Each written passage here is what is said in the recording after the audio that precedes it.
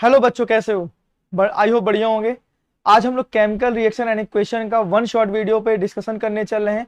और ऐसे सभी क्वेश्चन जो आपके बोर्ड में आ चुके हैं या फिर टू द पॉइंट कहाँ से आते हैं, ऐसे सभी क्वेश्चन को हम लोग डिस्कस करने जा रहे हैं। तो वीडियो को लास्ट तक देखिएगा। तो वीडियो को लाइक कर दिए, चैनल को सब्सक्राइब कर दीजिए। चलिए स्टार्ट करते हैं।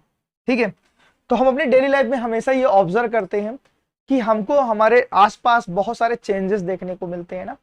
वो चेंजेस क्या हो सकते हैं? फिजिकल चेंज और केमिकल चेंज होते हैं। हमने अपने प्रीवियस क्लासेस क्लास 9th में ये पढ़ के आए हैं कि फिजिकल चेंज क्या होता है और केमिकल चेंज क्या होता है ना। और फिजिकल चेंज क्या होता है, कुछ बच्चे कमेंट बॉक्स में आई होप इसका आंसर दे सकते हैं। फिजिकल चेंज जो होता है उसमें ना किसी भी न्यू सब्सटेंस की फॉर्मेशन नहीं होती है। लाइक हो सकता है, जैसे आपने एग्जांपल पढ़ा होगा आइस। आइस अपनी स्टेट को चेंज करता है। आइस क्या करता है, जब उसको हीट प्रोवाइड करोगे देन वो किस में चेंज हो जाता है, वाटर में चेंज हो जाता है। अगेन आप उसको अगर हीट प्रोवाइड करोगे तो डेफिनेटली वो किस में चेंज होता है, गैस में, जिसे आप बोलते हो वाटर वेपर। क्लियर है? ये तुम्हारा क्या होता है, ये तुम्हारा क्या होता है बताओ भाई। ये रिवर्सिबल होता है। ठीक है, क्लियर है?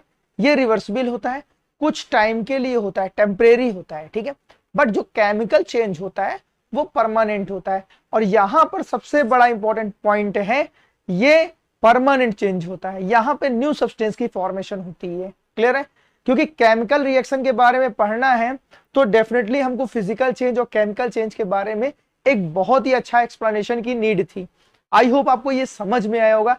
अगर आपको ये टॉपिक समझ में आ गया, फिजिकल चेंज और केमिकल चेंज, अब इस टॉपिक में, इस चैप्टर में आपको कहीं भी कोई प्रॉब्लम नहीं आने वाली है। क्योंकि यहां पर जब भी कोई कंपोनेंट क्या करेंगे, रिएक्शन कराएंगे, तो वहां एक न्यू सब्सटेंस की फॉर्मेशन होगी। ठीक है, क्लियर है? तो चलिए स्टार्ट करते हैं। देखो, सबसे बड़ा पॉइंट है, कैसे आपको पता चलेगा कि केमिकल रिएक्शन हो गई है ना।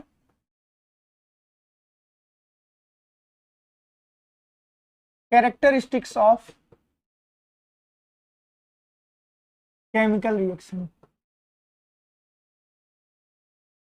आपको कैसे पता चलेगा कि केमिकल रिएक्शन हो गई है, आपको क्या क्या देखने को मिलेगा। ठीक है, थोड़ा सा कलर का इश्यू आ गया है, थोड़ा सा बस इसको बॉक्स में कर दिया जाए ना, और बच्चों को क्लियर विजिबिलिटी आ जाएगी ना। Characteristic of the chemical reaction है, आपको जब केमिकल रिएक्शन होती है तो क्या क्या देखने को मिलता है। ठीक है, फर्स्ट लिख रहे हैं यहां पे ना, इवोल्यूशन ऑफ गैस। ये क्या कहता है,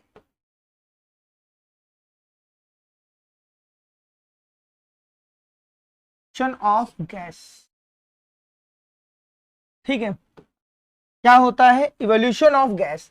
इवोल्यूशन ऑफ गैस का मतलब होता है फॉर्मेशन ऑफ गैस ना।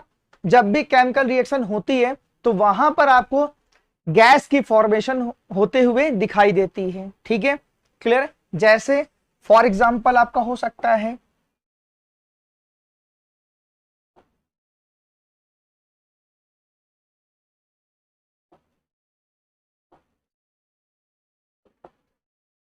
जिंक ना। जिंक क्या करता है, जब डाइल्यूट H2SO4 के साथ रिएक्शन करता है ना, डाइल्यूट H2SO4 के साथ रिएक्शन करता है तो वहां पर ZnSO4 AQ ना प्लस हाइड्रोजन गैस की क्या होती है, फॉर्मेशन होती है। क्लियर है? प्लस हाइड्रोजन गैस की क्या होती है, वहां पे फॉर्मेशन होती है।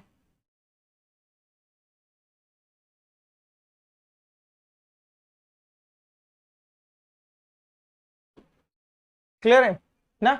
अब देखो, आपको कैसे पता चलेगा कि हाइड्रोजन गैस प्रोड्यूस हुई है। आपसे यही क्वेश्चन पूछ लेगा कि कैसे पता पाओगे, कैसे आइडेंटिफाई करोगे कि किसी भी केमिकल रिएक्शन में गैस फॉर्म हुई है। तो आपको तो गैस दिखाई नहीं देगी, तो गैस का जो टेस्ट होता है, यहीं से एनसीईआरटी में क्वेश्चन पूछ लेता है ना। तो क्या होगा यहां से, ये बहुत इंपॉर्टेंट है। जब ये फायर के कांटेक्ट में आएगी, फायर के कांटेक्ट में आएगी तो कैसा साउंड क्रिएट करेगी, पॉप साउंड। ठीक है, ये कैसा साउंड प्रोड्यूस करेगी, पॉप साउंड। लिख लेना, बहुत इंपॉर्टेंट पॉइंट है। ठीक है, क्लियर? जब जिंक को क्या करोगे, H2SO4 डाइल्यूट H2SO4 के साथ रिएक्शन कराओगे तो ZnSO4 प्लस H2 की फॉर्मेशन होगी। और कैसे आइडेंटिफाई करोगे कि वहां H2 गैस बनी है, तो जब उसको फायर के कांटेक्ट में ले आओगे तो डेफिनेटली वहां पे पॉप साउंड क्रिएट होगा। क्लियर है? चलते हैं नेक्स्ट क्वेश्चन, नेक्स्ट रिएक्शन देखने के लिए। FeS आयरन सल्फाइड क्या करता है, जब H2SO4 डाइल्यूट H2SO4 की बात कर रहे हैं भैया, ठीक है, तो FeSO4 plus H2S hydrogen sulphide gas की क्या करता है, ये फॉर्मेशन करता है। क्लियर है ना? थर्ड रिएक्शन देखो ना, जब क्या करते हैं, पोटेशियम क्लोरेट KClO3 ना, KClO3, क्लियर है, पोटेशियम क्लोरेट को हम MnO2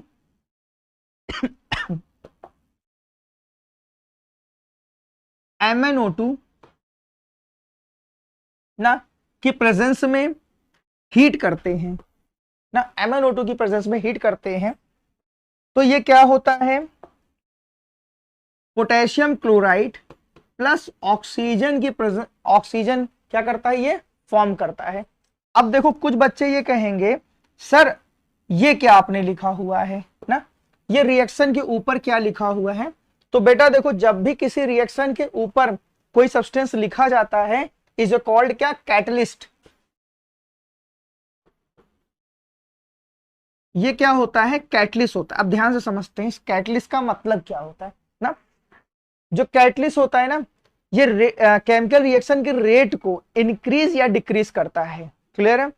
समझो ध्यान से ना, जैसे भगवान होते हैं ना, किसी ने देखा तो है नहीं, किसी ने देखा है, नहीं देखा है, लेकिन जब एग्जाम देने जाते हैं ना तो क्या होता है, भगवान के पैर छू के जाते हैं, और जब पेपर बहुत अच्छा होता है तो हम लोग उनका धन्यवाद भी अदा करते हैं। और सपोज करो आपने कभी भगवान का पैर छू के नहीं गए हो, तो डेफिनेटली आपका एग्जाम अगर अच्छा नहीं हो तो माइंड में कहीं ना कहीं एक चीज चलती रहती है कि यार अगर आज मैंने भगवान का पैर छुआ होता या अपने माँ बाप का पैर छुआ होता तो डेफिनेटली आज मेरा एग्जाम अच्छा हुआ होता। तो वैसे ही कैटलिस्ट होता है। कैटलिस्ट क्या करता है, किसी भी केमिकल रिएक्शन के रेट को इंक्रीज या डिक्रीज करता है। क्लियर है?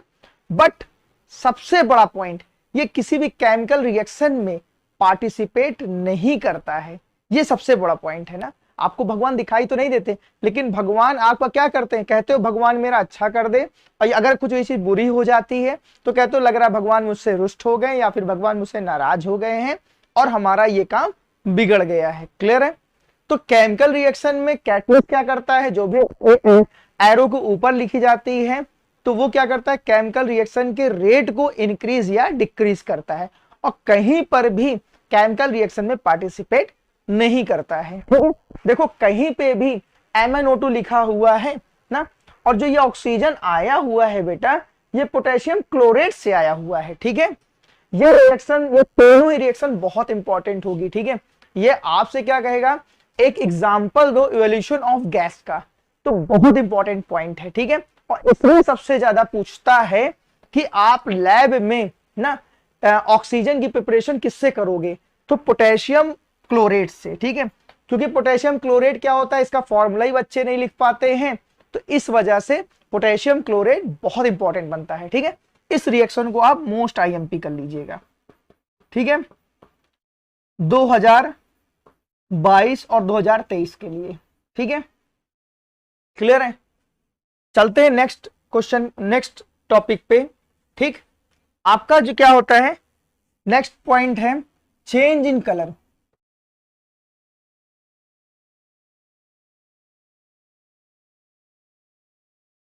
Change in colour.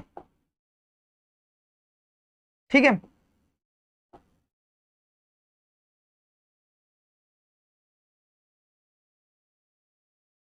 Change in colour.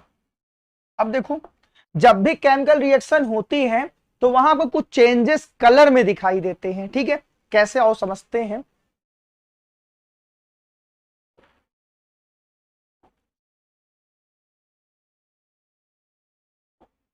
ठीक है? जैसे Pb3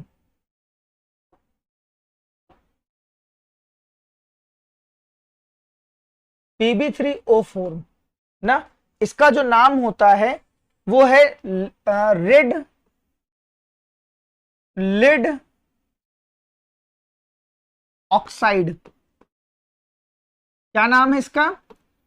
रेड लिड ऑक्साइड ना, Pb3O4 का। क्लियर है? जब आप इसको हीट करते हो तो ये किस में चेंज हो जाता है? PbO प्लस आपका ये ऑक्सीजन में क्या हो जाता है? कन्वर्ट हो जाता है। क्लियर है? ठीक। और जो रेड लेड ऑक्साइड है वो किस में चेंज हो जाता है? येलो में। इसमें चेंज हो जाता है येलो में। क्लियर है? ठीक। आपसे क्या करेगा? Pb3O4 दे देगा, गिव्स वहां पे लिख देगा PbO+O2, तो वहां पे आप कहेगा, बोर्ड में एग्जाम पूछता है क्वेश्चन में, येलो सब्सटेंस किस चीज का है? या फिर ऑक्सीजन का या फिर लेड ऑक्साइड का। ठीक है? क्लियर? तो यहां पे ये चीज पूछ सकता है आपसे बोर्ड में। ठीक। इसका नेक्स्ट एग्जांपल देखते हैं। इसका नेक्स्ट एग्जांपल है पोटेशियम आयोडाइड प्लस क्लोरीन ना। क्या करता है ये? KCl प्लस I2 की क्या करता है? ये फॉर्मेशन करता है। किसकी फॉर्मेशन करता है? I2 की फॉर्मेशन करता है। ठीक है? और I2 का जो कलर होता है वो कैसा होता है? ब्राउन होता है। ठीक है? लिख लो, इसका जो कलर होता है वो क्या होता है? Brown colour. ठीक है? बहुत फेमस ये है आपकी रिएक्शन। ठीक है? ये बहुत फेमस रिएक्शन है पोटेशियम आयोडाइड की। जब क्लोरीन के साथ रिएक्शन करते हैं तो आपको पोटेशियम क्लोराइड प्लस I2 की फॉर्मेशन होते हैं, और जो I2 हो है वो किस कलर में आपको दिखाई देता है? ब्राउन कलर में दिखाई देता है। ठीक है?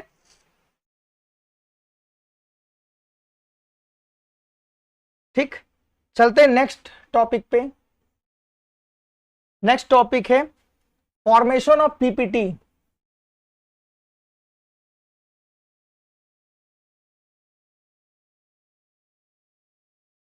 PPT ना, PPT फॉर्मेशन ऑफ PPT को ही बोलते हैं प्रेसिपिटेट रिएक्शन। अब ये इस टॉपिक डायरेक्ट ऐसे पूछता है, give 2 example of PPT reaction ना। तो PPT का बच्चों को फुल फॉर्म ही नहीं पता होता है। PPT का फुल फॉर्म होता है प्रेसिपिटेट। और अगर एक क्वेश्चन तो इस तरीके से पूछ लिया, एक क्वेश्चन पूछ सकता है define PPT with 1 example. Clear है? तो आपका 2 मार्क्स का ये क्वेश्चन फिक्स होता है। तो PPT का मतलब ही होता है insoluble particle present in a solution, ऐसे सॉल्यूशन जिसमें इनसॉल्युबल होता है। तो आपको कैसे पता चलेगा इनसॉल्युबल? अगर सपोज करो आपने देखा होगा, अगर किसी सॉल्यूशन में कोई सब्सटेंस इनसॉल्युबल होता है ना, जैसे सैंड प्लस वाटर का मिक्सचर ना, तो क्या हो जाता है? वो जो टेस्ट ट्यूब होती है उसमें नीचे की तरफ वो इनसॉल्युबल पार्टिकल्स आ जाता है, तो आपको विजिबल तो होता ही ना। तो वही है formation of PPT, insoluble particle present in a solution is called क्या? प्रेसिपिटेट या फिर PPT। क्लियर? इसका एग्जांपल देखते हैं। इसका एग्जांपल है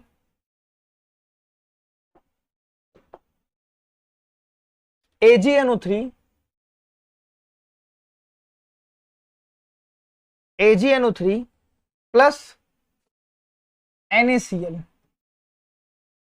gives AgCl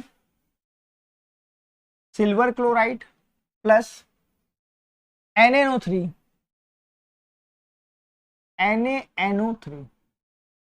क्लियर है?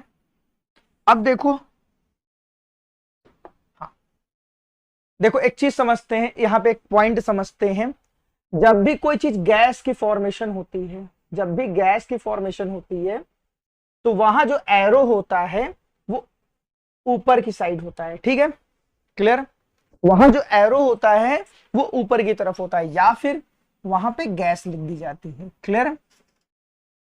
अगर वहां पे PPT की फॉर्मेशन हो रही है, कहीं पे किसी भी रिएक्शन में अगर PPT की फॉर्मेशन हो रही है तो यही जो एरो है ना वो नीचे की तरफ होता है। क्लियर? ये रिप्रेजेंट करता है कि वहां पर PPT की फॉर्मेशन हो गई है। ठीक है?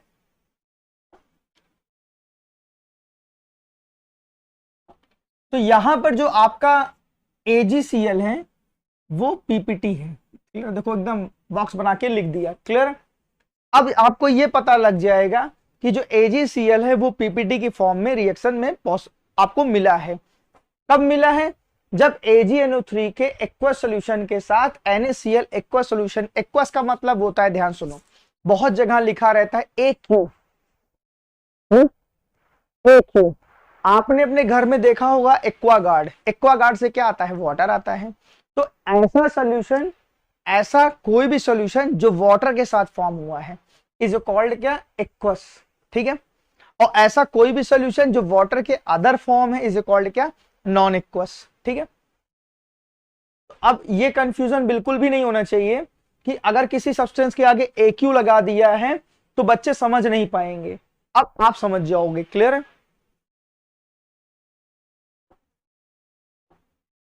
इसी में एक एग्जांपल लेते हैं और FeCl3, FeCl3 plus ammonium hydroxide, इसका नाम क्या लिखा हुआ है? Ammonium hydroxide, NH4OH। ठीक है, अमोनिया होती है NH3, तो अमोनियम ना हाइड्रोक्साइड मतलब OH। क्लियर? तो FeOH का थ्राइस, ठीक है, प्लस आपका बन सकता है यहां पे NH4Cl।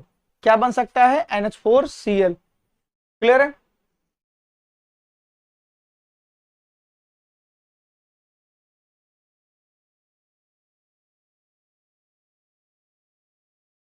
ठीक है, क्या बन सकता है? Ammonium chloride. और जो FeOH का होल थ्राइस है यही क्या है? आपकी PPT। यही क्या है? PPT। अब कुछ बच्चे कहेंगे सर हमको कैसे आइडेंटिफाई, कैसे पता लगेगा?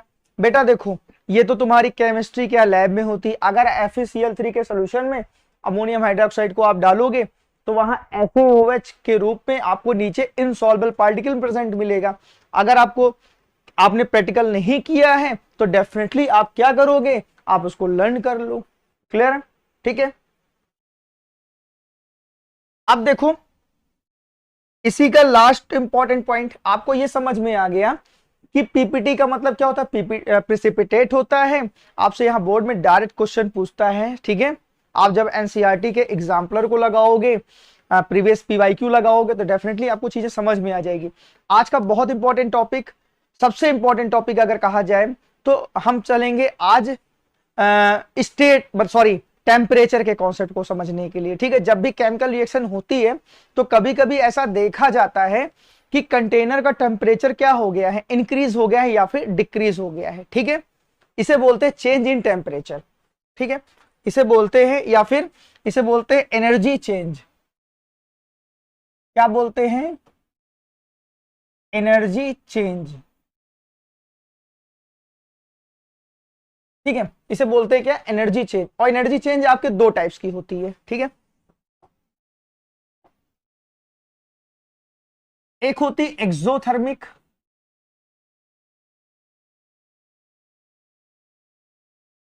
और एक होती एंडोथर्मिक।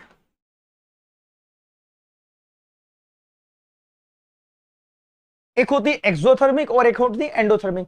तो आपसे बोर्ड में पूछेगा क्या, या फिर ऐसे डायरेक्ट पूछ सकता है डिफाइन एक्सोथर्मिक या एंडोथर्मिक, या फिर डिफरेंस बिटवीन द एक्सोथर्मिक और एंडोथर्मिक। आप एनसीईआरटी के एक्सरसाइज में डायरेक्ट आप ये क्वेश्चन देख सकते हैं। और जब प्रीवाईक्यू सॉल्व करेंगे तो आपके 1-2 साल डेफिनेटली ये क्वेश्चन दिखाई देगा। ठीक है, तो आप डिफरेंस बिटवीन द एक्सोथर्मिक और एंडोथर्मिक को इंपॉर्टेंट कर लेना। क्लियर है? अब देखो इस चीज को समझते हैं थोड़ा सा, एक्सोथर्मिक एंडोथर्मिक होता क्या है ना। एक्सो का मतलब होता है आउट, एक्सो का मतलब होता है आउट, और एंडो का मतलब होता है इन, एंडो का मतलब होता है इन। क्लियर है? एक्सो का मतलब होता है आउट, एंडो का मतलब होता है इन। तो ऐसी रिएक्शन जब पॉसिबल हो, ठीक है, ऐसी कोई भी रिएक्शन जिसमें रिएक्शन हो गई है, ठीक है, और उस कंटेनर का टेम्परेचर क्या हो गया हो, हीट हो चुका हो, ठीक है, एनर्जी बाहर आई है ना, तो डेफिनेटली उस कंटेनर को जब टच करोगे तो आपको फील हो जाएगा कि रिएक्शन क्या हो गई है, पॉसिबल हो गई है, कंप्लीट हो गई है रिएक्शन, ठीक है। जैसे CaO ना, कैल्शियम ऑक्साइड ना, को जब वाटर के साथ रिएक्शन कराते हैं तो क्या होता है, CaOH का whole twice calcium hydroxide plus heat की क्या होती है, फॉर्मेशन होती है, ठीक है, क्या होती है, फॉर्मेशन होती है, ठीक है। अब देखो ये क्या हो रहा है, अगर आपके राइट साइड में हिट लिखी हुई है, ये भी ध्यान रखना, अगर आपके राइट साइड में हिट लिखी हुई है तो डेफिनेटली वो रिएक्शन कैसी है और साइन कैसा है, पॉजिटिव है, साइन कैसा है, पॉजिटिव है, तो डेफिनेटली वो रिएक्शन क्या होगी, एक्सोथर्मिक होगी। क्लियर है, चलें आगे, ठीक है। और कॉम्बिनेशन रिएक्शन क्या होती है, एक्सोथर्मिक रिएक्शन होती है, सभी रिएक्शन की बात नहीं कर रहा हूं, कुछ रिएक्शन, ठीक है। एक इसी में एग्जांपल देख सकते हैं, जब कोल को प्रेजेंस ऑफ ऑक्सीजन में बर्न करते हो तो कैल्शियम सॉरी CO2 गैस की फॉर्मेशन होती है ना, CO2 गैस की फॉर्मेशन होती है, प्लस क्या होता है, हीट, प्लस क्या होता है, हीट, ठीक है। चलें आगे ना, अब देखो अभी तुमको एक छोटा सा कॉन्सेप्ट समझाने चल रहे हैं, कहीं कहीं ये रिएक्शन के बारे में, इस रिएक्शन पे डिस्कशन होने चल रहा है, ठीक है, इस रिएक्शन पे डिस्कशन होने चल रहा है, अब बहुत सारे क्वेश्चन यहां से आते हैं, तो क्या हो, आई होप आपको एक्सोथर्मिक रिएक्शन समझ में आ गई होगी, ठीक है। अब चल रहे बात करने के लिए डिस्कशन का टॉपिक क्या है, ठीक है, C+O2, C+O2 जब फॉर्म होती है तो CO2 गैस फॉर्म होती है, ठीक है, और एक बार क्या होती है, C+O2 फॉर्म होती है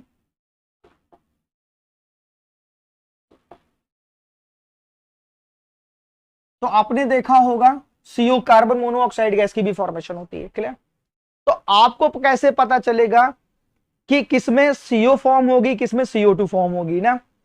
क्लियर है, अब देखो समझो, बट जिसमें कार्बन डाइऑक्साइड गैस की फॉर्मेशन होती है वो कंप्लीट कंबशन होता है, वो क्या होता है, कंप्लीट कंबशन होता है, ठीक है। और जो कंप्लीट कंबशन होता है तो वहां पर क्या होती है, ब्लू फ्लेम दिखाई देती है, हमेशा क्या दिखाई देगी, ब्लू फ्लेम, ठीक है। और जब इनकम्प्लीट कंबशन होता है, इनकम्प्लीट कंबशन, तो वहां पर आपको क्या दिखाई देती है, येलो फ्लेम। अब इस चीज को समझते हैं, येलो फ्लेम ना, कभी कभी आपने देखा होगा अपने घर में ना, जब भी गैस को, LPG को आपने बर्न किया होगा ना, बर्नर को बर्न किया होगा तो वहां पे ब्लू फ्लेम दिखाई देती है ना, तो वो कंप्लीट कंबशन है ना। लेकिन जब गैस खत्म होने वाली होती है ना तो वो कैसी दिखाई देती है, येलो फ्लेम के साथ दिखाई दे, और इसे कॉल्ड क्या, इनकम्प्लीट कंबशन, ठीक है। आपको आई होप समझ में आया होगा कब CO2 फॉर्म होती है, कब कार्बन मोनोऑक्साइड गैस फॉर्म होती है। और कार्बन मोनोऑक्साइड गैस ना क्या कहते हैं, ऑक्सीजन का क्या करती है, रिपल्सन करती है, हार्मफुल दोनों होती है, लेकिन कार्बन मोनोऑक्साइड गैस क्या होती है, बहुत हार्मफुल होती है। कार्बन डाइऑक्साइड भी होती है लेकिन उतना नहीं होती। आपने हमेशा ये सुना होगा कि जब भी कहीं क्या होती है, फायर वायर लगती, आग लगती है तो उसमें बहुत से लोग क्या होते हैं, जल के नहीं मरते हैं लेकिन उनके दम घुटने से उनकी मौत हो जाती है ना। तो वहां पे क्या होता है, इनकम्प्लीट कंबशन होता है, CO2 गैस की फॉर्मेशन नहीं होती है, वहां पे क्या होती है, कार्बन मोनोऑक्साइड गैस की फॉर्मेशन होती है।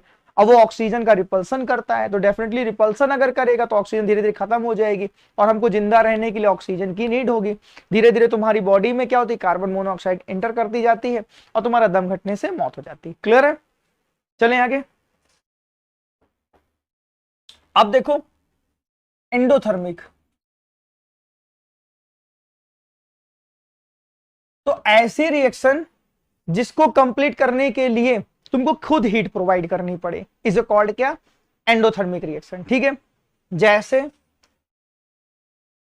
CaCO3, CaCO3 को जब आप हीट प्रोवाइड करोगे तो कैल्शियम ऑक्साइड ना, calcium oxide plus CO2 gas में क्या हो जाता है, ये ब्रेक डाउन हो जाता है। ठीक है, ये क्या हो जाता है, CO2 में ब्रेक डाउन हो जाता है। क्लियर, ठीक है ना। अब चलते हैं नेक्स्ट टॉपिक देखते हैं। क्लियर,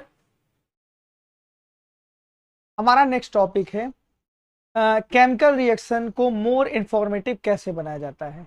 चलिए डिस्कशन करते हैं कैसे केमिकल इक्वेशन आपको ये बताता है अपने बारे में इंफॉर्मेशन इज कॉल्ड क्या, मोर इंफॉर्मेटिव। ठीक है, सपोज करो कंडीशन, फर्स्ट टॉपिक है क्या इसमें, कंडीशन। एक मिनट, मोर इंफॉर्मेटिव,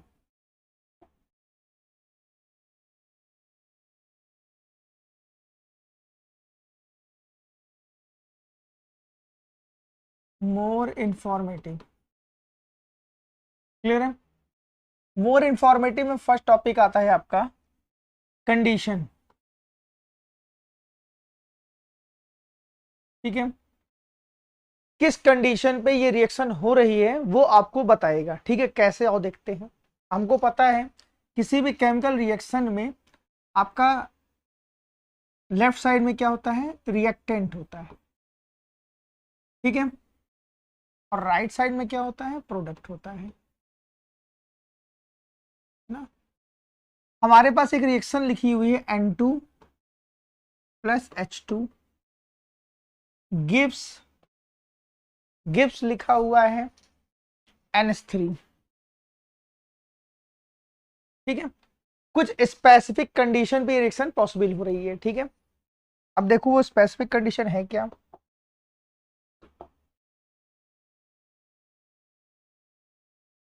Fe प्लस MO। ठीक है, 450 डिग्री सेल्सियस, 200 से 300 ATM। ठीक है, ऐसे केमिकल इक्वेशन के ऊपर लिखा रहता है। क्लियर, अब ये रिप्रेजेंट क्या कर रहा है देखो,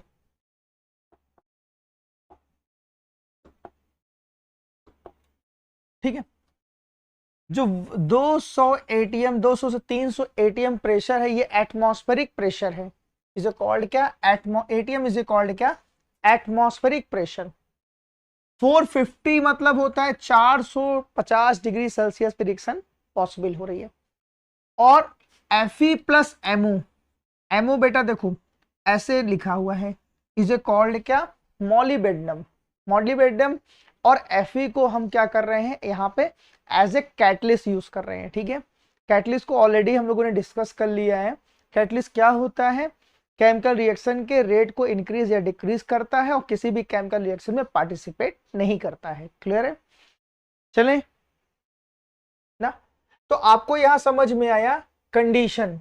फिर समझते हैं, अगर हम क्या कर रहे हैं, हर रिएक्शन के लिए कंडीशन क्या होती है, डिफरेंट होती है। क्लियर, देखो यहां पे क्या हो रही है, अमोनिया गैस क्या कर रही है, की फॉर्मेशन हो रही है। N2 और H2 को जब हम क्या कर रहे हैं, 450 डिग्री सेल्सियस पे 200 से 300 डिग्री एटमॉस्फेरिक प्रेशर पे क्या कर रहे हैं, Fe प्लस मॉलिबेडनम की प्रेजेंस में रिएक्शन करा रहे हैं। तो वहां पे अमोनिया गैस की क्या हो रही है, फॉर्मेशन हो रही है। ठीक है, नेक्स्ट हमारा है, नेक्स्ट है फिजिकल स्टेट।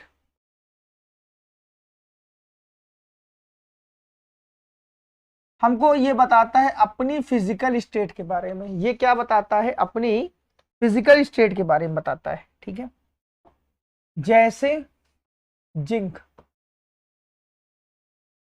ना, जिंक क्या है, एस रिप्रेजेंट करेगा। देखो इस चीज को पहले थोड़ा समझते हैं।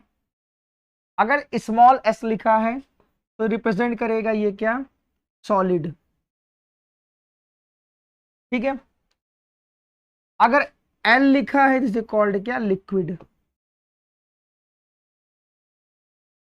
ठीक है, अगर जी लिखा हुआ है तो रिप्रेजेंट करेगा क्या, गैस। क्लियर, ये तो सबको पता है। कुछ चीजें, AQ का मतलब होगा एक्वस, एक्वस सॉल्यूशन। ठीक है, नॉन एक्यू का मतलब होगा नॉन इक्वस। एक नॉन एक्यू का मतलब क्या होगा? Non equals.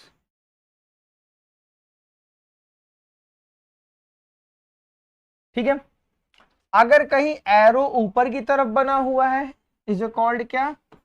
गैस। ये रिप्रेजेंट कर रहा है क्या? गैस। अगर नीचे की तरफ एरो बना है इज कॉल्ड क्या? इज कॉल्ड क्या? पीपीटी। ठीक है, इज कॉल्ड क्या? पीपीटी। अगर आपके राइट साइड में आरएस में राइट साइड में प्लस हीट लिखा है, प्लस हीट लिखा है, क्लियर है? तो ये कौन सी थर्म रिएक्शन होगी? Exothermic reaction. Exothermic reaction. ठीक है, तो आप इसको साइड ले लेते हैं, ये बहुत इंपॉर्टेंट पॉइंट्स हैं ये ना। और आपके अगर लेफ्ट साइड में ना हीट लिखा है या फिर राइट साइड में माइनस हीट लिखा है तो इज कॉल्ड क्या? एक्सोथर्मिक। एक्सोथर्मिक। ठीक है, सॉरी एंडोथर्मिक होगा ये।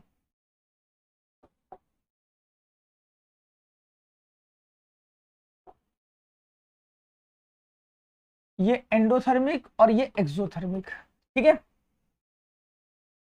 जब भी केमिकल रिएक्शन को मोर इंफॉर्मेटिव बनाते हैं तो इतनी चीज क्या होती है आपको केमिकल रिएक्शन के बारे में पता होना चाहिए। क्लियर है?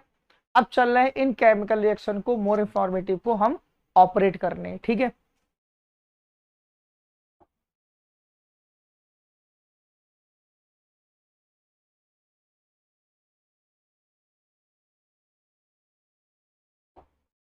देखो अब H2SO4, अब हम अगर इसके आगे AQ लिख दें तो मेरा हर बच्चा ये बता सकता है AQ का मतलब क्या होगा? Non aqueous. और नॉन एक्वस का मतलब होता है H2SO4 का जो सोल्यूशन बनाया गया है वो किसके साथ बनाया गया है? वाटर के साथ बनाया गया है। ठीक है, बनाएगा क्या? ZnSO4 aqueous AQ plus H2। H2 का मतलब क्या होगा बेटा? गैस। H2 का मतलब क्या होगा? गैस। ठीक है,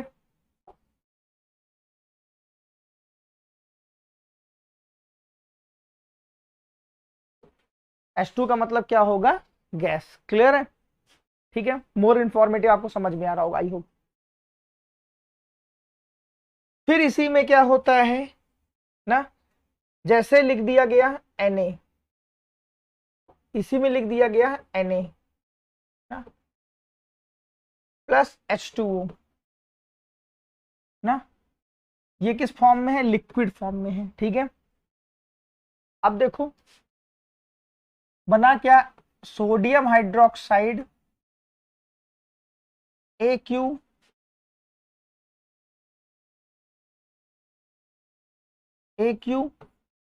प्लस H2। ठीक है, क्लियर है ना? ठीक है, इसका नेक्स्ट टॉपिक है आपका हीट एब्जॉर्ब। हीट एब्जॉर्ब या इवॉल्व। ठीक है, हीट एब्जॉर्ब या फिर हीट इवॉल्व। देखो अगर आपके राइट साइड में, ठीक है इसको थोड़ा कॉन्सेप्ट समझते हैं, अगर राइट साइड में, ठीक है, पॉजिटिव प्लस हीट लिखा हुआ है, देखो हीट की वैल्यू कुछ भी हो सकती है। ठीक है, हीट की वैल्यू क्या हो? कुछ भी हो सकती है। वहां लिख सकता है किलो कैलोरी लिख सकता है, ठीक है, कुछ भी लिख सकता है, वन भी हो सकता है। तो ये नहीं समझ में आपको आना चाहिए, ये समझना बिल्कुल नहीं समझना चाहिए कि अगर वहां पे कैलोरी भी लिख दिया है तो कैलोरी भी रिप्रेजेंट ये करेगा हीट वहां पे, ठीक है। तो वो रिएक्शन कैसी है आपकी, वो रिएक्शन आपकी कैसी है, एक्सोथर्मिक। फिर से बता रहे हैं, अभी बता चुके हैं, ठीक है। अगर राइट साइड में ही, अगर राइट साइड में ही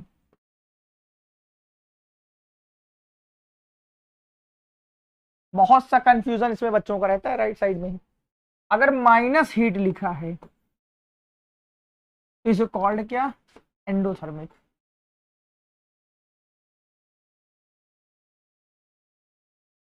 ठीक है, इसे कॉल्ड क्या, endothermic.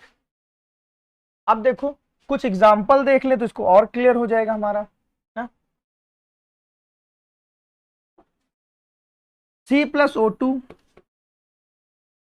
gives CO2 plus heat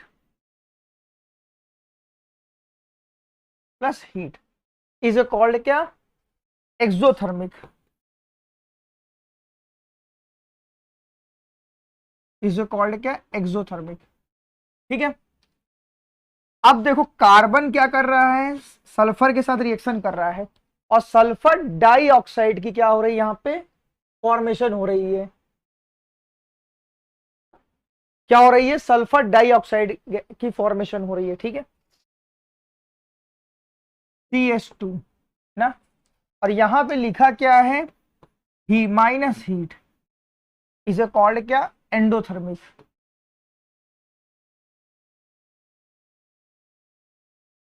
is called क्या, एंडोथर्मिक। ठीक है, जल्दी जल्दी से लिखने के चक्कर में सब इधर उधर हो जाता है ना। इसे कॉल्ड क्या है, सही करना पड़ेगा, ठीक है।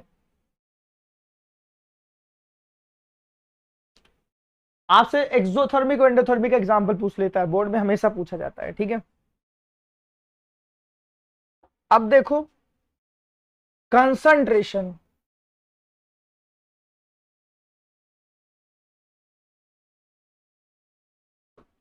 ठीक है। कंसंट्रेशन आपने सुना होगा, कंसंट्रेशन और डाइल्यूट, दो वर्ड सुना होगा। कंसंट्रेशन का मतलब ये होता है कि ऐसा सॉल्यूशन जिसमें सल्यूट की क्वांटिटी क्या होती है, ज्यादा होती है ना। और डाइल्यूट का मतलब ये होता है जिसमें सल्यूट की क्वांटिटी क्या होती है, कम होती है। क्लियर है, चलें आगे ना। तो कैसा उसका कंसंट्रेशन है, ठीक है। एग्जाम्पल देखो इसका क्या होता है, जैसे जिंक ना, सॉलिड है और H2SO4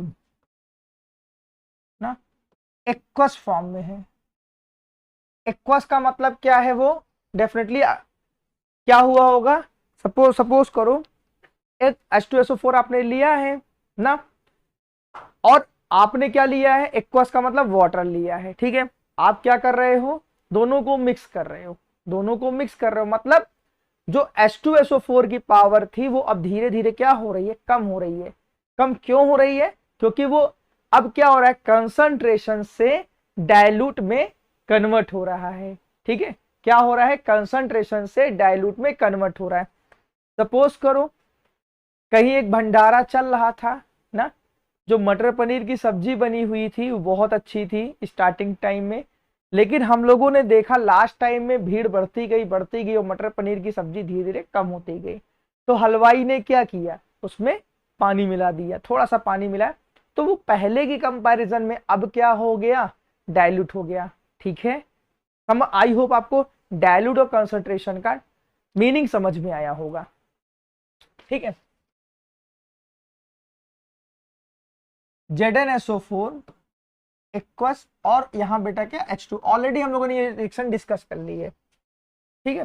इसी में एक कंसंट्रेशन टर्म्स और यूज करने चल रहे हैं, रेट। रेट का मतलब होता है कौन सी रिएक्शन फास्ट हो रही है, कौन सी रिएक्शन स्लो हो रही है, वो एरो के ऊपर लिखा रहता है, ठीक है। इसका मतलब होगा फास्ट और स्लो,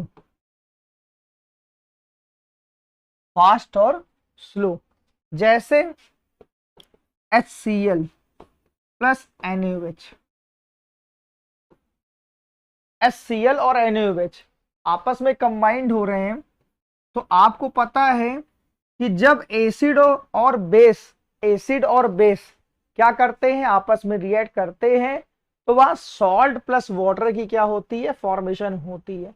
इज ऑल्सो कॉल्ड क्या, न्यूट्रलाइजेशन रिएक्शन। ठीक है, अभी इसको एक्सप्लेन करेंगे। अभी हम लोग types of the chemical reaction पढ़ने चल रहे हैं, वहां पे हम लोग न्यूट्रलाइजेशन रिएक्शन को डिस्कस करेंगे। ठीक है, तो ये रिएक्शन क्या होती है अभी तो कुछ पता ही नहीं चल रहा है, लेकिन यहीं पे अगर ये लिखा हो ना फास्ट, यहां पे लिखा रहता है फास्ट, क्लियर है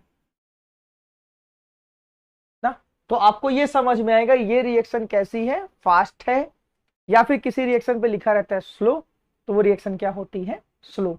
आई होप आपको मोर इंफॉर्मेटिव का कॉन्सेप्ट समझ में आया होगा। ठीक है, अब हम लोग चल रहे हैं कुछ ऐसे टॉपिक को डिस्कस करने के लिए जैसे hit and trial rule. Hit and trial का आपके यहाँ सिलेबस में केमिकल रिएक्शन को बैलेंस करने का बहुत अच्छा कॉन्सेप्ट हिट एंड ट्रायल को दिया है, मैंने उस पर ऑलरेडी एक वीडियो बना चुके हैं। ठीक है, बहुत टाइम टेकिंग, अगर आपको हिट एंड ट्रायल नहीं समझ में आता तो मैंने ऑलरेडी क्या किया हुआ है, ABCD मेथड को समझाया है, और वो किसी भी केमिकल रिएक्शन पे ऑपरेट होगा। आप उस कॉन्सेप्ट को समझिएगा। यहाँ पे एक टॉपिक को मैं थोड़ा सा कट कर रहा हूँ, कट क्या कर रहा हूँ, डिस्क्रिप्शन में उसका लिंक देंगे, क्योंकि वो काफी थोड़ा सा टाइम टेकिंग एक कॉन्सेप्ट बताया है। कभी कभी ऐसा प्रॉब्लम आती है हिट एंड ट्रायल में, कभी कभी कोई रिएक्शन नहीं सॉल्व होती जल्दी से, तो वहां पे ABCD मेथड से हम लोग क्या करते हैं, सॉल्व करते हैं। डिस्क्रिप्शन में उसका लिंक गिवन है, आप जाइएगा वहां पे देखिएगा। बाकी जितने इंपॉर्टेंट टॉपिक है इस वीडियो में हम लोग उसको डिस्कस करने जा रहे हैं। ठीक है, ABCD मेथड के लिए एक अलग से वीडियो बनाया गया है 10 से 15 मिनट के लिए, आप उसको जाके वहां पे देखिएगा। ठीक है, अब हम लोग चल रहे हैं types of the chemical reaction पढ़ने के लिए।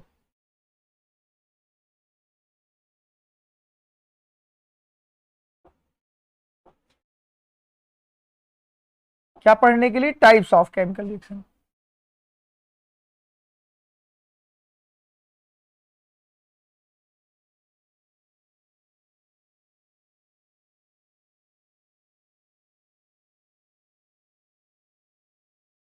टाइप्स ऑफ केमिकल रिएक्शन पढ़ने के लिए। ठीक है, सबसे पहला टॉपिक आता है कॉम्बिनेशन रिएक्शन।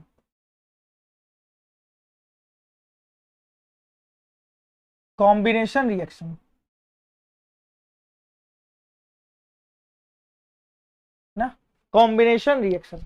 ठीक है, बहुत से बच्चे ये सोच रहे होंगे सर ये लिखने में काफी टाइम जा रहा है। बेटा देखो, ऑलरेडी क्या होता है, PPT से हम लोगों ने चैप्टर को पढ़ा दिया है, लेकिन कुछ बच्चों की डिमांड थी, या कहा जाए 99% बच्चों की डिमांड थी, सर जैसे लिख के पढ़ाया जाता है इसमें हम लोग को थोड़ा सा टाइम मिलता है और हम लोग को ज्यादा बेटर समझ में आता है। ठीक है, और वैसे भी केमिस्ट्री थोड़े से बच्चों की वीक होती है, इस तरीके से हम लोग प्रयास कर रहे हैं कि जिस तरीके से बच्चों भले से थोड़ा सा टाइम टेकिंग हो जाए, लेकिन वो बहुत टाइम उनका क्या हो, ऐसे चीज पे जाए जहां पे उनको चीजें समझ में आए। ठीक है, केमिकल रिएक्शन, अगर हम A प्लस B को ऐड करें, मतलब कंबाइन करें, अगर हम क्या कर रहे हैं, एक से ज्यादा रिएक्टेंट को कंबाइन करें और वहां पर एक सिंगल प्रोडक्ट की फॉर्मेशन हो, वहां पे क्या हो, एक सिंगल प्रोडक्ट, हमेशा ये वर्ड यूज करना, आप कभी भी आएगा डिफाइन कॉम्बिनेशन रिएक्शन, तो वहां पे एक वर्ड यूज करना एग्जामिनर देखना पसंद करता है, सिंगल प्रोडक्ट। ठीक है, वर्ड, कुछ कीवर्ड ऐसे होते हैं जिनको लिखने से ही आपकी आधी प्रॉब्लम सॉल्व हो जाती है। तो कॉम्बिनेशन रिएक्शन का कीवर्ड यहाँ पे क्या है, सिंगल प्रोडक्ट। ठीक है, अगर हम A plus B plus C plus D dot dot dot dot dot dot बहुत सारे वहां पर भी सिंगल प्रोडक्ट की फॉर्मेशन होगी अगर। ठीक है, तो इज कॉल्ड क्या बेटा, ये आपका क्या कहलाएगा, कॉम्बिनेशन रिएक्शन कहलाएगा। जैसे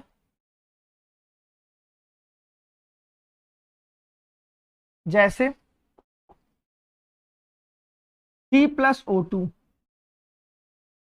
C+O2 इज इक्वल्ड क्या, CO2, CO2। ठीक है, देखो कार्बन और ऑक्सीजन आपस में रिएक्ट करके CO2 गैस की फॉर्मेशन कर रहे हैं। क्लियर है, इज कॉल्ड क्या, कॉम्बिनेशन रिएक्शन। ठीक है, इज कॉल्ड क्या, कॉम्बिनेशन रिएक्शन। ठीक, अब देखो CaO ना प्लस H2O गिव्स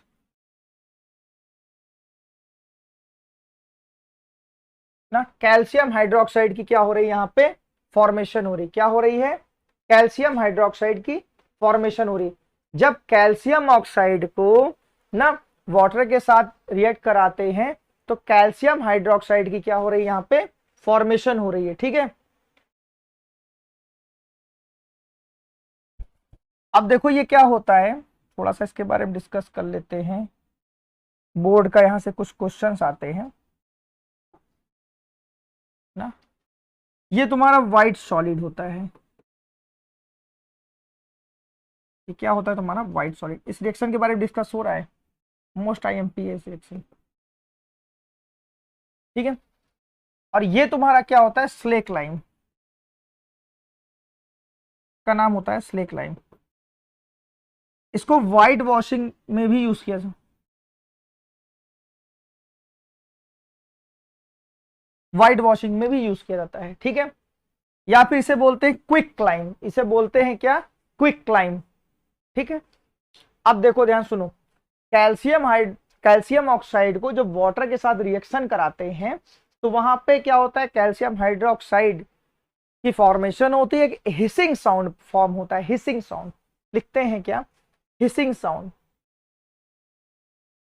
कैसा साउंड फॉर्म होता है, हिसिंग साउंड। ठीक है, तो आपको एक क्वेश्चन यहीं पे पूछ लेगा बोर्ड, एक्स कोई सब्सटेंस है, वाटर के साथ रिएक्शन कर रहा है, व्हाइट वॉशिंग के लिए यूज हो रहा है, वाई जो है व्हाइट वॉशिंग के लिए यूज हो रहा है, बताओ क्या क्या है। तो एक्स की जगह क्या होगा, और हिसी साउंड प्रोड्यूस कर रहा है। ठीक है, तो एक्स क्या हो जाएगा, कैल्शियम ऑक्साइड, और वाई क्या हो जाएगा, CaOH का होल ट्वाइस, हिसिंग साउंड वाला। ठीक है, बोर्ड में आया हुआ क्वेश्चन है ये। ठीक, बहुत इंपॉर्टेंट क्वेश्चन है ये। नेक्स्ट हमारा है क्या, डीकंपोजिशन।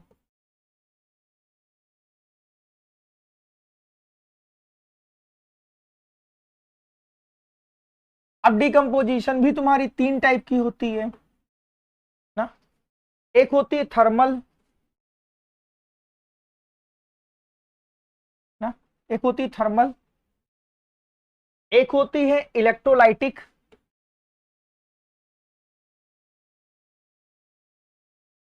एक होती है इलेक्ट्रोलाइटिक, एक होती है फोटोलिटिक, फोटो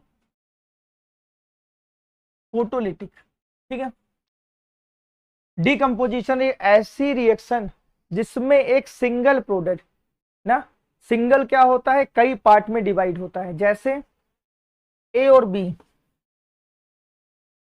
जब ये स्प्लिट होगा, जब ये टूटेगा तो क्या होगा, डिफरेंट पार्ट में A+B। और हाँ, ये आपको देखने को लग रहा होगा कॉम्बिनेशन रिएक्शन का अपोजिट होता है। ठीक है, तो कभी कभी बोर्ड में एनसीईआरटी में भी क्वेश्चन एकदम गिवन है कि डीकंपोजिशन रिएक्शन को कॉम्बिनेशन रिएक्शन का अपोजिट क्यों कहा जाता है। तो आप एक ऐसा एग्जांपल लेंगे जो दोनों में क्या होगा, अपोजिट होगा। क्लियर है, जैसे CaCO3,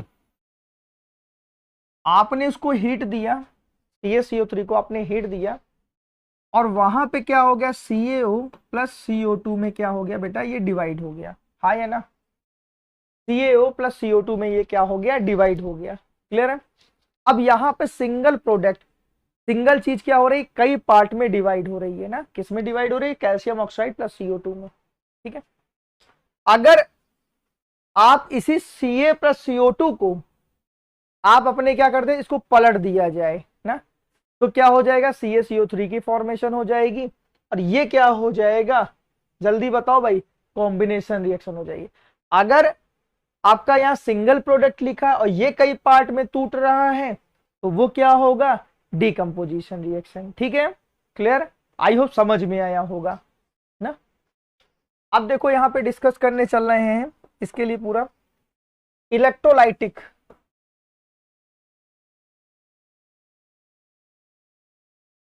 इलेक्ट्रोलाइटिक डिकम्पोजिशन रिएक्शन, ठीक है, या फिर बोलते हैं इलेक्ट्रोलाइसिस के थ्रू हम लोग क्या, H2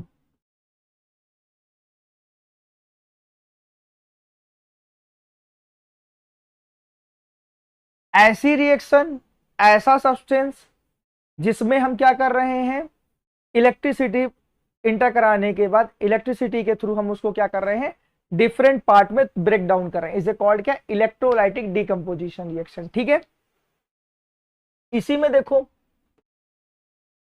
फोटोलिटिक, फोटोलिटिक, ठीक है, ऐसी रिएक्शन जो सनलाइट की प्रेजेंस में डिकम्पोज हो जाए, जैसे AgBr ना, Ag प्लस Br2, देखो जैसे AgCl, Ag प्लस Cl2, जैसे hydrogen iodide, hydrogen iodide H2 plus I2, ठीक है, लिख लीजिए, तो थोड़ा सा बॉक्स में कर दिया जाए ना, अच्छा अच्छा लगे भाई, गंदा गंदा लग रहा है थोड़ा सा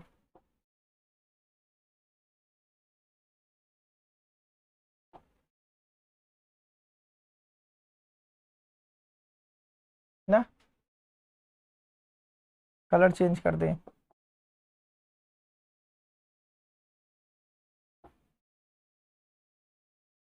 ना, सही है ना, थोड़ा सा इधर उधर हो गया, ठीक है।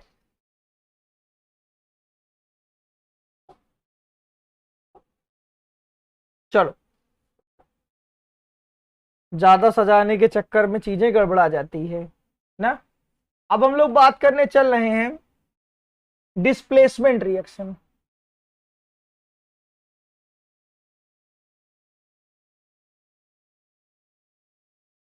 ठीक है, डिस्प्लेसमेंट रिएक्शन बोर्ड का आया हुआ क्वेश्चन है, कहता है define single displacement and double displacement, या फिर difference between the single displacement और double displacement with example. 2 number का क्वेश्चन फ्री में मिलता है ना। तो डिस्प्लेसमेंट क्या होता है, 2 टाइप्स का होता है, एक होता है सिंगल डिस्प्लेसमेंट, एक होता है डबल डिस्प्लेसमेंट, ठीक है। इसको समझने से पहले हम वो एग्जाम्पल समझते हैं। सपोज करो एक मोटा सा बच्चा है या लड़का है ना, उससे तुम्हारी लड़ाई होगी, तुम एकदम पतले दुबले आदमी हो ना, अगर आपके साइज का बच्चा है तो आप तो उसको 2 कंटाप मार दोगे, लेकिन अगर आपसे ज्यादा हेल्दी है तो आप जिसके साथ बैठ के लंच करते हो, जिसके साथ अपनी प्राइवेट बातें करते हो, उसको भी पकड़ के ले जाओगे, कहोगे भाई आओ चले हम उन दोनों को मिल के मारते हैं। तो हमेशा सिंगल डिस्प्लेसमेंट में ये देखा जाता है कि जो ज्यादा रिएक्टिव एलिमेंट है ना, वो लेस रिएक्टिव एलिमेंट को डिस्प्लेस कर देता है। कहा, फिर से समझो, more reactive element less reactive element को डिस्प्लेस करता है, किसमें, सिंगल डिस्प्लेसमेंट में। और जो डबल डिस्प्लेसमेंट होता है वो क्या होता है, उसमें आयन एक्सचेंज होते हैं, ठीक है। इसको थोड़ा सा लिखने की फॉर्म में समझ लेते हैं। मोर रिएक्टिव एलिमेंट,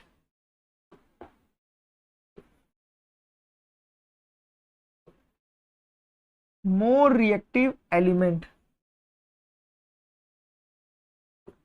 डिस्प्लेस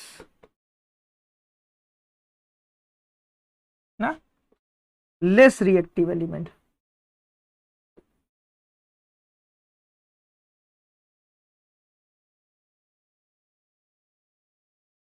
ठीक है।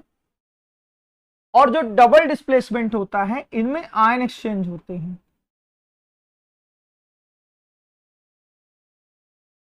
इनमें क्या होते हैं, आयन एक्सचेंज होते हैं। क्लियर है? ठीक है। इसका एग्जाम्पल भी देखते हैं, बहुत बार बोर्ड में ये क्वेश्चन आ चुका है। ठीक है, मोस्ट आईएमपी कर लो इसको, मोस्ट आईएमपी। किसी भी स्कूल का जब भी प्री बोर्ड होगा तो एक्सोथर्मिक, एंडोथर्मिक, डिस्प्लेसमेंट, रिडॉक्स, यहां से बहुत सारे क्वेश्चन आते हैं। कॉम्बिनेशन रिएक्शन अपोजिट है डिस्प्लेसमेंट का, सॉरी डिकम्पोजिशन का, ये सब क्वेश्चन बहुत आते हैं बोर्ड में। ठीक है, अब देखो सिंगल डिस्प्लेसमेंट का हम एग्जाम्पल डिस्कस।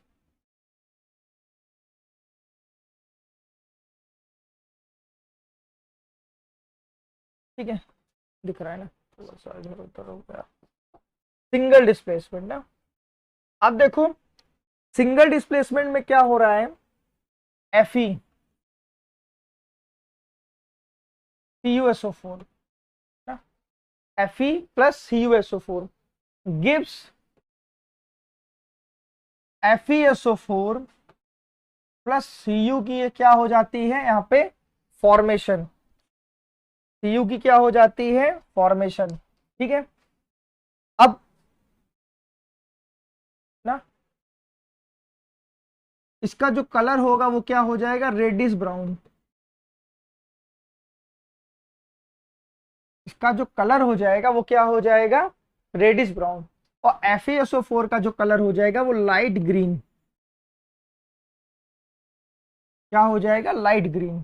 ठीक है, याद कलर कलर याद कर लीजिएगा। ठीक है, Fe ने क्या किया है, CuSO4 को CuSO4 में से Cu को डिस्प्लेस किया है, क्योंकि Fe क्या है, मोर रिएक्टिव है किससे, कॉपर से। क्लियर? अब देखो बहुत फेमस एग्जांपल है, जिंक प्लस H2SO4, और ये कैसा फॉर्म में है, डाइल्यूट। ठीक है, डाइल्यूट फॉर्म में है, तो क्या होगा, ZnSO4 प्लस H2, और H2 में भी क्या होगी, गैस निकलेगी। ठीक है, आपको पहले से ही बता दिया है कि H2 के टेस्ट के लिए हम लोग क्या करते हैं, जब फायर के कांटेक्ट में लाते हैं तो वो पॉप साउंड क्रिएट करता है। क्लियर है? इसी तरीके से HCl रहेगा, ये भी डाइल्यूटेड फॉर्म में रहेगा, गिव्स ZnCl2 प्लस H2। यहां से एक ऑब्जर्वेशन आ रही है, यहां से एक ऑब्जर्वेशन तुम्हारी आ रही है ना, कि मेटल क्या कर रहा है, जब भी एसिड के साथ रिएक्ट कर रहा है ना, तो वहां से क्या हो रहा है, सॉल्ट प्लस हाइड्रोजन गैस की फॉर्मेशन हो रही है। ये सभी मेटल के लिए बात नहीं कर रहे हैं, एक्टिव मेटल की बात कर रहे हैं। ठीक है, सभी मेटल की बात नहीं हो रही है, ध्यान रखना। एक्टिव मेटल क्या हो रहा है, रिएक्ट कर रहा है जब डाइल्यूट एसिड के साथ, देन वहां पे क्या हो रही है, हाइड्रोजन गैस प्रोड्यूस हो रही है। ठीक है, और आपको पता ही दिया हाइड्रोजन गैस को कैसे टेस्ट करोगे, आप फायर के कांटेक्ट में ले आओगे, फायर के कांटेक्ट में लाने पे ये क्या होगी, पॉप साउंड क्रिएट करेगी। ठीक है, चलो हमारा नेक्स्ट टॉपिक है आपका पीपीटी रिएक्शन ना। पीपीटी रिएक्शन ऑलरेडी इसको डिस्कस कर चुके हैं स्टार्टिंग में ही। पीपीटी का मतलब होता है प्रिसिपिटेट, और प्रिसिपिटेट का मतलब होता है insoluble particle present in a solution is called क्या, पीपीटी रिएक्शन। लिख दे रहे हैं थोड़ा सा, insoluble particles present in solution. ऐसा कोई भी सॉल्यूशन जिसमें इनसॉल्युबल पार्टिकल प्रेजेंट हो इज कॉल्ड क्या, पीपीटी। पीपीटी का मतलब ही होता है क्या, प्रिसिपिटेट। जैसे इसका एग्जांपल बन सकता है क्या, BaCl2 plus H2SO4 gives BaSO4 plus HCl, और यहां BaSO4 की क्या आएगी, PPT आएगी। ठीक है, BaSO4 की क्या आएगी, एरो नीचे की तरफ है, तो डेफिनेटली क्या आएगी, PPT आएगी। ठीक है, चलते हैं नेक्स्ट पे हम लोग। अब बात आ रही है एक्सोथर्मिक एंडोथर्मिक, ये भी टाइप्स रिएक्शन है। ठीक है, एक्सोथर्मिक ऑलरेडी डिस्कस कर चुके हैं। ठीक है, अब यहां पे इसको डिस्कस करने का कोई कॉन्सेप्ट नहीं है। ठीक है, एक्सोथर्मिक एंडोथर्मिक ऑलरेडी डिस्कस कर चुके हैं। हम लोग यहां पे बात करने चले हैं नेक्स्ट, न्यूट्रलाइजेशन रिएक्शन।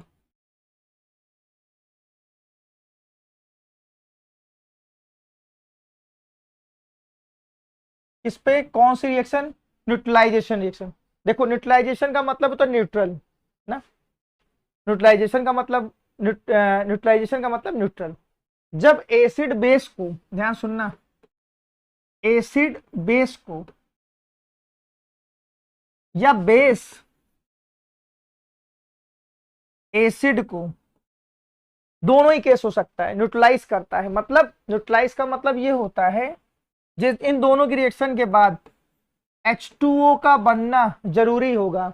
H2O क्या होता है, न्यूट्रल होता है ना। क्यों न्यूट्रल होता है, देखो आपको पता है एसिड का मतलब होता है जिसमें ऐसा सॉल्यूशन जिसमें H प्लस आयन प्रेजेंट हो, और बेस का मतलब ये होता है जिसमें OH माइनस प्रेजेंट हो। और यहां पर H और OH मिलके, एसिड और बेस मिलके क्या करते हैं, वाटर की फॉर्मेशन करते हैं। क्या करते हैं, वाटर की फॉर्मेशन करते हैं। क्लियर है। तो ऐसी रिएक्शन जिसमें सॉल्ट प्लस वाटर की फॉर्मेशन होती है और वहां पे एसिड और बेस क्या करता है, एज ए रिएक्टेंट होना चाहिए, इज कॉल्ड क्या, न्यूट्रलाइजेशन रिएक्शन। जैसे HCl plus NaOH।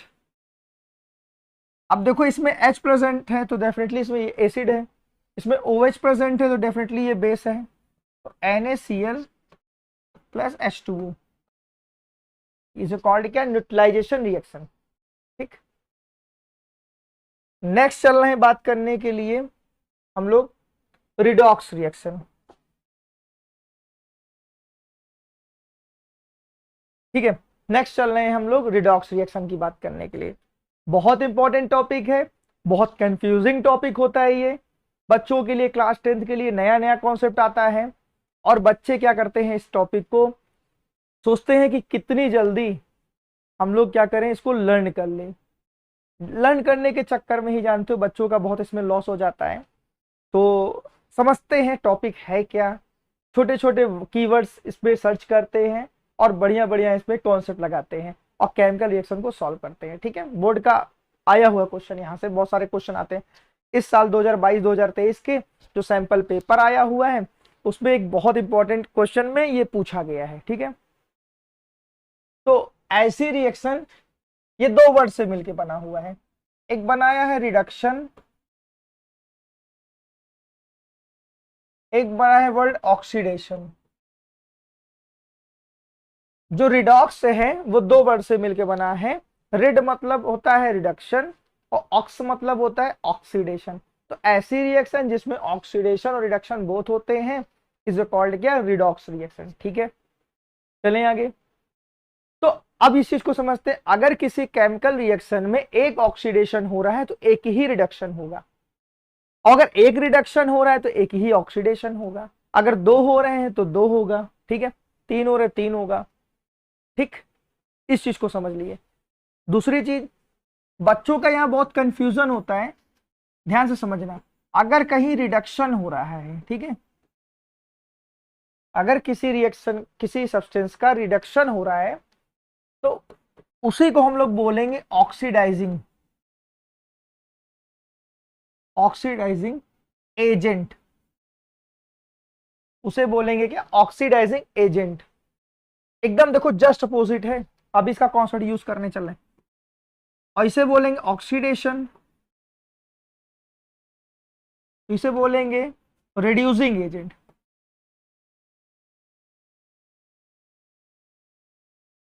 Reducing agent, ठीक है। देखो जैसे हमको अपनी LIC करानी हो ना, अगर हमको अपनी LIC करानी होगी तो हम किसी एजेंट के पास जाएंगे। अगर हमको रिडक्शन अपना कराना है तो हम किसके पास जाएंगे? ऑक्सीडाइजिंग एजेंट के पास। अगर हमको अपना ऑक्सीडेशन कराना है तो हम रिड्यूसिंग एजेंट के पास जाएंगे। जस्ट अपोजिट होता है, ठीक है। अब चल रहे धीरे धीरे ऑक्सीडेशन में क्या कंडीशन होनी चाहिए, रिडक्शन में क्या कंडीशन होती है, दोनों को सेपरेटली डिस्कस करने के लिए विथ एग्जांपल।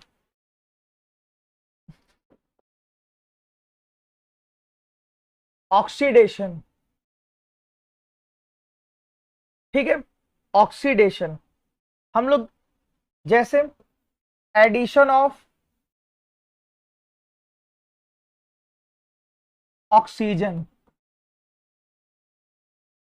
अगर किसी सब्सटेंस में एडिशन हो रहा है, ऐड हो रहा है ऑक्सीजन, तो वहां पर क्या होगा? ऑक्सीडेशन होगा, ठीक है। जैसे C+O2 गिव्स CO2 ना। तो देखो यहां पे क्या हो रहा है, कार्बन में ऑक्सीजन जाके ऐड हो रहा है, तो यहां पे क्या हो रहा है? ऑक्सीडेशन, ठीक है। फिर देखो नेक्स्ट टॉपिक हमारा क्या है, removal of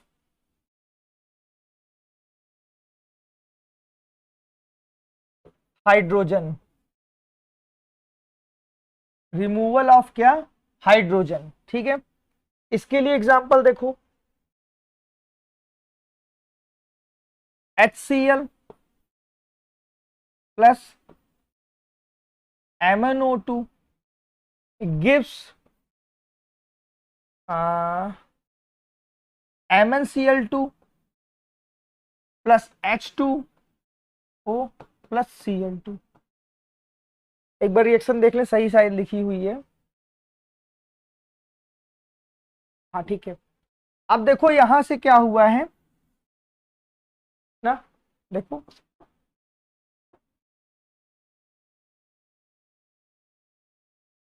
removal of hydrogen हो रहा है HCl से, ये क्या हो रहा है? Cl2 में बन जा रहा है। HCl से किस में कन्वर्ट हो जा रहा है? Cl2 में। इज कॉल्ड क्या? ऑक्सीडेशन।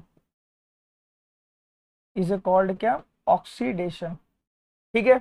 आई होप आपको समझ में आया होगा। दो कंडीशन फिर से समझते हैं। अगर किसी सब्सटेंस में ऑक्सीजन का ऐड हो रहा है तो वो क्या कहलाएगा? ऑक्सीडेशन, ठीक है। उसके लिए दो कंडीशन, C+O2 गिव्स CO2, या कार्बन का क्या हो रहा है? कार्बन CO2 के साथ ऐड हो रहा है, इज कॉल्ड क्या? ये ऑक्सीडेशन है।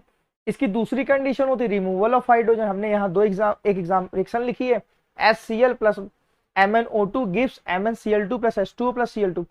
ये 2022 और 2023 का जानते हो, ये बहुत बार रिएक्शन पूछी गई है। ये रिएक्शन में oxidation, reduction, oxidising agent, reducing agent पूछा गया है।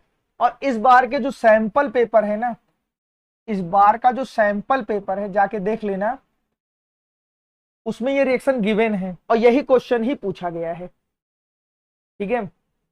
देख लेना, बहुत इंपॉर्टेंट बनेगी। तो HCl से क्या हो रहा है? H रिमूव हो गया और Cl2 में ये कन्वर्ट हो गया, इज कॉल्ड क्या? ऑक्सीडेशन, ठीक है। अब रिडक्शन, अब हम बात करने चल रहे हैं रिडक्शन की ना।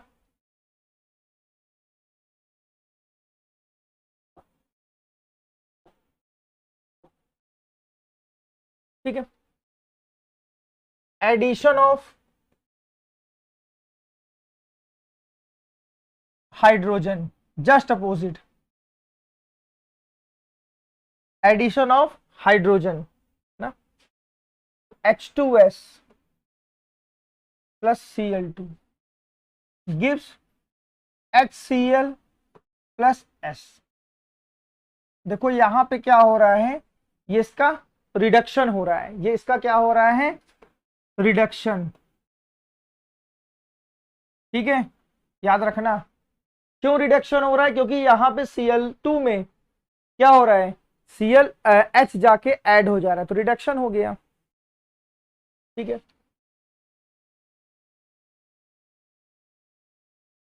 Removal of oxygen, removal of oxygen plus H2 gives Cu plus H2O, copper plus H2। तो देखो रिमूवल हो रहा है यहाँ पे ऑक्सीजन का ना, तो ये क्या हो रहा है, ऑक्सीडेशन, सॉरी रिडक्शन, ठीक है। ठीक, अब इन सभी रिएक्शन में आप ये बताइएगा कि रिड्यूसिंग एजेंट या फिर ऑक्सीडाइजिंग एजेंट कौन है, ठीक है। क्योंकि ऑलरेडी मैंने इसको पहले से डिस्कस कर दिया, जहां जहां रिडक्शन लिखा होगा वहां पे आप क्या लिख दोगे, रिडक्शन है तो ऑक्सीडाइजिंग एजेंट, ठीक है, उसे क्या लिखोगे, ऑक्सीडाइजिंग एजेंट। अगर रिडक्शन है तो ऑक्सीडाइजिंग एजेंट। इससे पहले वाले में क्या लिखोगे, अगर आपका ऑक्सीडेशन हो रहा है तो ये क्या होगा, रिड्यूसिंग एजेंट, ठीक है, रिड्यूसिंग एजेंट, जहां जहां है रिड्यूसिंग एजेंट। आई होप आपको वीडियो अच्छा लगा होगा। ऐसे बहुत सारे वीडियो आपके पास आ रहे हैं जिसमें फिजिक्स के आ रहे हैं, केमिस्ट्री के आ रहे हैं, मैथ्स के आ रहे हैं, एसएसटी के आ रहे हैं, इंग्लिश के, हिंदी के मोस्टली, ठीक है। वन शॉट वीडियो बन के तैयार हैं। हम उन वीडियो को जल्दी ही पब्लिक प्राइवेट से पब्लिक करने वाले हैं, ठीक है। और ऑलरेडी हम लोग इतनी अच्छी तैयारी कर रहे हैं जिसपे आपको पीडीएफ फॉर्म में प्रॉपर नोट्स प्रोवाइड हो रही है, 10-10 सैंपल पेपर आपको प्रोवाइड कर रहे हैं, ऑनलाइन टेस्ट पोर्टल, सब कुछ फ्री में। तो आप इस चैनल को पे एकदम भरोसा बनाए रखिए। आपका अगर आप इस चैनल से पढ़ते हैं तो डेफिनेटली आपके मोर देन 95% आने वाले के हैं, ठीक है। Thank you.